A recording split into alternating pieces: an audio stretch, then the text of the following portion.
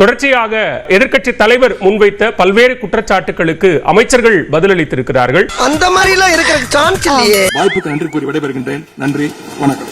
பேரவையின் இந்திய நிகழ்ச்சிகள் இத்துடன் முடிவுற்றன. 40 நாள் விரதம் முடிப்பது போல 40 நாட்கள் ஆட்சியை இந்த தாவேக அரசு நிறைவு செய்திருக்கிறது.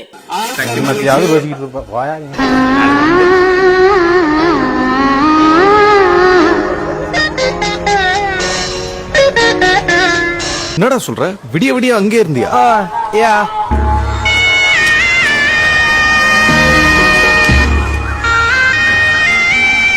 தலைவர் அவர்களே, நேற்று நான் பேசி முடிஞ்சோடனே நீங்க அவை முடிஞ்சிருச்சுன்னு சொல்லிட்டீங்க. நாங்கெல்லாம் வீட்டுக்கு போயிட்டோம். வீட்டுக்கு போய் டிவி போட்டு பார்த்தா அங்க இன்னொரு அமைச்சர் இன்னும் பதில் சொல்லிட்டே இருக்காரு. இந்த நாள் உன் டைம்ல நோட் பண்ணி வச்சுக்கோ. எப்படி எங்களை ஏமாத்தி குடிக்க வச்சு சோமியாட்ட கெட்ட பேர் எடுத்து குடுத்தியோ அதே போல. ஹலோ, நான் வீட்டுக்கே போயிட்டேன். இன்னும் நான் தனியா பேசிட்டு இருக்கேன். எத்தனை ஒரு பஞ்சாயத்தடா முடிச்சு வச்சு பாரு. நமக்காக அம்மட்டு போலும் புள்ள குட்டியோட வெயில்ல காத்து கிடக்குறாங்களே. ஆதவர்ஜுனா பேசும்போது சபாநாயகர் அவர்களே குறிப்பிட்டு திராவிட முன்னேற்ற கழகத்துல எத்தனை பேர் 2 வயசு குழந்தைகளை ரேப் பண்ண திராவிட முன்னேற்ற கழகம் ஆதாரம் இல்லாம சொல்லக்கூடாது. ஆதாரம் நம்ம எதுவும் பேசக்கூடாது என்று சொன்னதெல்லாம் இன்னைக்கு இப்போ சமூக வலைதளங்கள்ல ரொம்ப வைரல் ஆயிட்டு இருக்குது. அன்னைக்கு நான் எந்திரிக்கலான்னு இருந்தேன். அண்ணன் வரும்போதே சொல்லிட்டாரு, இன்னைக்கு ஒன்லி நம்பிக்கை வாக்கெடுப்பு தான், நீங்க நம்ம எல்லாம் பேச வேணாம். கடந்த 3-4 வருடங்களாக தமிழ் தாய் வாழ்த்து இங்க பாடப்படல. மாண்புமிகு அமைச்சர் அவர்கள் தமிழ் தாய் வாழ்த்து பாடப்பட்டது. இவனுக்கு ஒரு சீட் எடுத்து பாருங்க ஐயா, வெறும் பொய்யா சொல்லிக்கிட்டு தெரியலாம். மாண்புமிகு அமைச்சர் தவற. ஒரு நிமிஷம் பேசுறேன், நாங்க பேசி முடிக்கிறேன் சார். ஒரு நிமிஷம் சார். சார் ஒரு நிமிஷம் சார். சார் ஒரு நிமிஷம் சார். திராவிட முன்னேற்ற கழகம் ஆதாரம் இல்லாம நீங்களும் ஆதாரம் இல்லாம சொல்லக்கூடாது. இருங்க, பேசும்போது ஆதாரம் இருக்கு.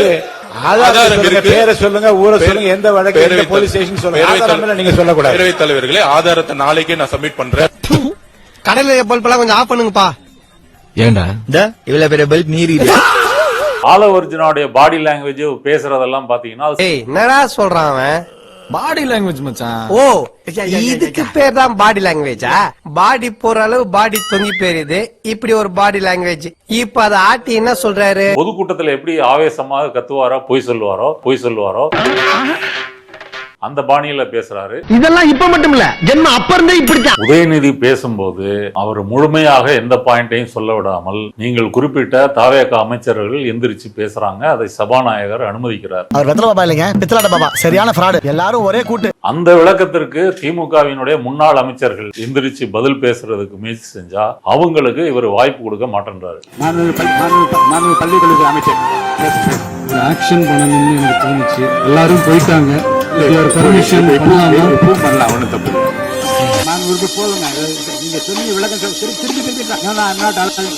அனுமதிக்க முடியாது. எதிர்க்கட்சி தலைவர் நல்லா இருக்கு ராஜா, நல்லா இருக்கு. இப்படியே மைண்டன் பண்ணு. இன்னைக்கு முதலமைச்சர் ஒரு உண்மைக்கு புறமான விஷயத்த சொல்லும் போது அதை மறுத்து பேசுவதற்கு என்ன ஆதாரத்தோட பேசுறீங்க அப்படின்னு கேட்டோம். டாஸ்மாக்ல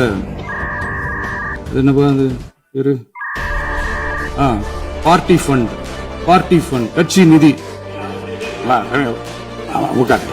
மாண்புமிகு முதல்வர்கள் பதில் அளிக்க பிறகு அவர் சொன்ன வார்த்தை பார்ட்டி ஃபண்ட் சொன்னார். எந்த பார்ட்டின்னு சொல்ல அவர் பார்ட்டி ஃபண்ட் அப்படின்னு சொல்லி இருக்கிறாரு. ஒரு அமைச்சர் அந்த பார்ட்டி ஃபண்ட் எந்த பார்ட்டின்னு கூட சொல்ல. தைரியம் இருந்தா சொல்லுங்க, நாங்க அதெல்லாம் ஃபேஸ் பண்ண தயாரா இருக்கோம். முதலமைச்சர் இன்னைக்கு ஒரு ஸ்கிரிப்ட் எடுத்துட்டு வந்திருக்காரு. அந்த ஸ்கிரிப்ட் அவர் பேசி முடிக்கிற வரைக்கும் நான் யாருக்கும் பதில் சொல்ல மாட்டேன். ஷூட்டிங் போனா எப்படி இருப்பாரோ அதே மாதிரி இன்னைக்கு சட்டமன்றத்தை ஒரு ஷூட்டிங் ஸ்பாட்டாக அவர் இன்னைக்கு மாத்தி காட்டிருக்கிறாரு.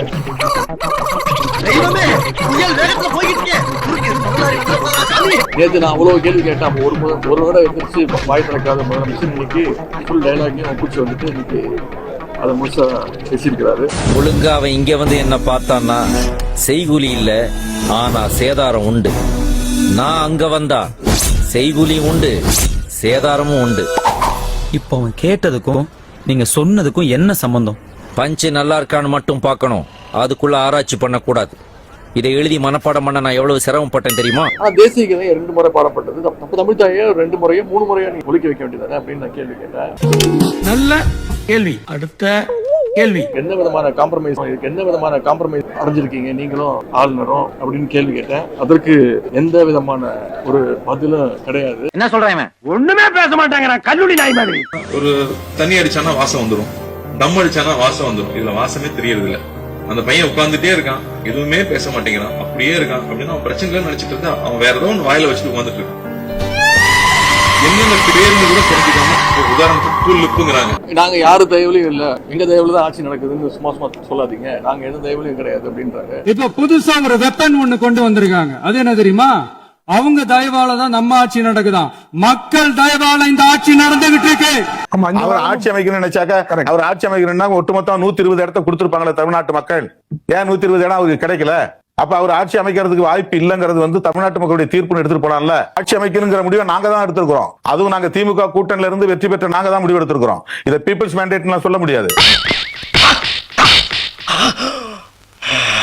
மக்கள் தயவால இந்த ஆட்சி நடந்துகிட்டு இருக்கு. அப்படி பொத்தினி நில்லையா ஓரமா உஜாலாவை எடுத்து உச்சியில ஊச்சின்னு இருப்பான் போல. ரொம்ப ஆர்டிபிஷியலா பேசுறாரு, நடிக்க ஆரம்பிச்சிட்டாரு. இங்கேயும் செய்கையெல்லாம் கொஞ்சம் நடிச்சுக்காரு, ஆக்ஷன்லாம்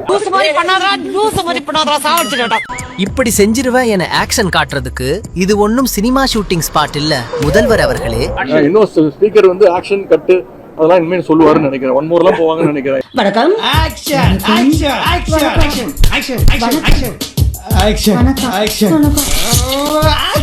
சொல்றது அப்படியே சொல்லுங்க. வெல்கம் டு சண்டே சமையல். நான் இன்னைக்கு சமைக்க போறது curd fried rice. Welcome to Sunday சமையல். நான் இன்னைக்கு சமைக்க போறது curd fried rice with finger chips. எதுக்கு வரலாம் சிங்கமா? அவர் சினிமா ஷூட்டிங் தான். டைரக்டர் ஒன்னு தேவை. இப்ப அந்த டைரக்டராக நம்முடைய சபாநாயகர் இருக்கிறாரு. என்ன மேட்டர் போட்டுறானே சார், அத விசாரிச்சுட்டு. எனக்கு ஒரு குட்டி கதை ஒண்ணு ஞாபகம் வருது, சொல்லாமா? குமாரே தோ இவராண்ட சொல்லி கேட்பாரு. ஜென்டில்மேன் சொல்லுப்பா, நான் கேக்குறேன். உங்க அப்பா இங்கதான் இருப்பாருன்னு சொன்னாங்க, அதான் தேடிக்கிட்டு இருக்கேன். எங்க உங்க அப்பாவையா காணோம்? இத நான் சொல்லணும்டா, நீ போய் வெளியே யார்கிட்டயும் நான் தான் உன் பையன் சொல்லிட்டாரா. அதை விட மானக்கேடு வேற எதுவுமே இல்லடா. வன்னி அரசு அவர் பிஜேபி மோடியை விமர்சிக்க முயன்ற போது சபாநாயகர் குறுக்கிட்டு அதை ஆஃப் பண்றாரு. என் பாசஞ்சரை நான் தான் காப்பாத்தணும், வேற யாரு காப்பாத்துவா?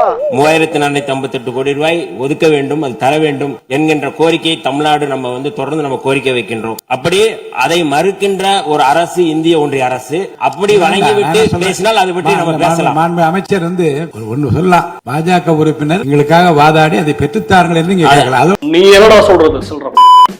எங்களுக்கு தெரியும் நீ இதுல இருந்து என்ன தெரியுது? பிஜேபிக்கு எதிராக சட்டசபை ரெக்கார்ட்ல ஒரு விமர்சனம் ஏறிடக்கூடாது அப்படின்றதுல அவங்க உறுதியா இருக்காங்க. ஆமாங்க, அவ்வளவுதாங்க மேட்ரு. சட்டம் ஒழுங்கு பிரச்சனையை உதயநிதி பட்டியலிடுகிறார். கணவரால் கைவிடப்பட்ட ஒரு பெண்ணுக்கு பண உதவி செய்யறேன்னு சொல்லி அவங்க பாலியல் ரீதியா துன்புறுத்த முயற்சி பண்ணிருக்காரு. சேலத்துல இன்னொரு பொள்ளாச்சி சம்பவம் மாதிரி ஆளுங்கட்சி ஆதரவாளரான மணிகண்டன் என்னும் நபர் 50க்கும் அதிகமான பெண்களை பாலியல் வன்கொடுமைக்கு ஆளாக்கியிருக்கிறார். திருவாரூர்ல ஆளுங்கட்சியுடைய திருத்துறைப்பூண்டி ஒன்றிய செயலாளர் கல்லூரி மாணவியை ஈவ்டீசிங் பண்ணி இப்போ கம்பி எண்ணிட்டு இருக்காரு. ஏன் மாஸ்டர் இந்த நங்கூரத்தை உங்களுக்கு போட தெரியாதா?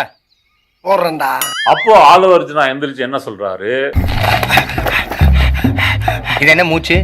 அவன் வாங்கின அதே திராவிட முன்னேற்ற கழகத்துல எத்தனை பேர் 2 வயசு குழந்தைகளை ரேப் பண்ண திராவிட முன்னேற்ற கழகம் ஆதாரம் இல்லாம சொல்லக்கூடாது.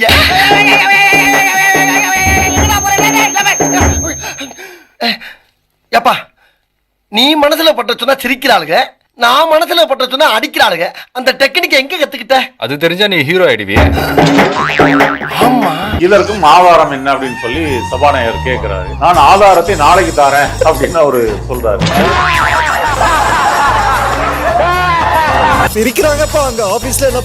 ஆளுவர்ஜுனா பொதுப்பணித்துறை அமைச்சர், விளையாட்டுத்துறை அமைச்சர். அவர் சட்டம் ஒழுங்கு குறித்து பதில் சொல்ல வேண்டிய அவசியம் என்ன? விஜய் தானே சொல்லணும். ஏன்டா மனு வாங்கின? பாக்குறது பழிக்கணும் மந்திரி மாதிரியா இருக்கேன், அதனால கொடுத்தாங்க. வாங்கின தப்பா? அது ஓன் தப்பு இல்ல, வெள்ளை சட்டை வாங்கி கொடுத்த பாரு. ஏன் தப்பு? நாளையில இருந்து சட்டையே போடாத. அசிங்கமா இருக்கும். இருக்குடா, பக்கத்துல எனக்கு ஒரு திருச்சி பொம்மை வேணுமா? கொண்டாத. எதுக்கு இது கொடுத்து என்ன நடக்க போகுது? அப்ப ஆக்டிங் சிஎம் ஆக ஆளுவர்ஜுனாக தான் இருக்கிறாரு. எனக்கு லட்சியம் இருக்குதுங்க. என்ன பின்னால தெரியுது இல்லைங்க அரமனை? அதுல வேலை சேரணுமாக்க சொல்லு வேண்டாம், சேர்த்து விடுறேன். இல்லைங்க, அந்த அரமனை ஒரு நாள் எனக்கு சொந்தமாக்கிக்கோங்க. விஜயை பொறுத்த வரைக்கும் ஐயோ பாவம்னு அமைதியா இருக்கக்கூடிய சிஎம் தான் இருக்கிறாரு. அவர் பேருக்கு தான் முதலமைச்சர், பவர் பூரா எனக்கு தான். இனிமே தமிழ்நாட்டை கூறு போட்டு வித்துற மாட்டேன். ஐயோ, ஒரு பைத்தியக்கார பைலட் இந்த நாடு மக்களும் மாட்டிட்டு படுற பாடு. சரி சரி சரி, ஸ்டார்ட் பண்ணு.